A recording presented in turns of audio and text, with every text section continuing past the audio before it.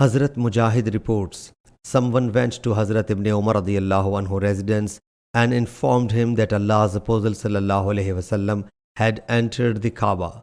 He said, when I reached there, Allah's Apostle sallallahu alaihi wasallam had come out.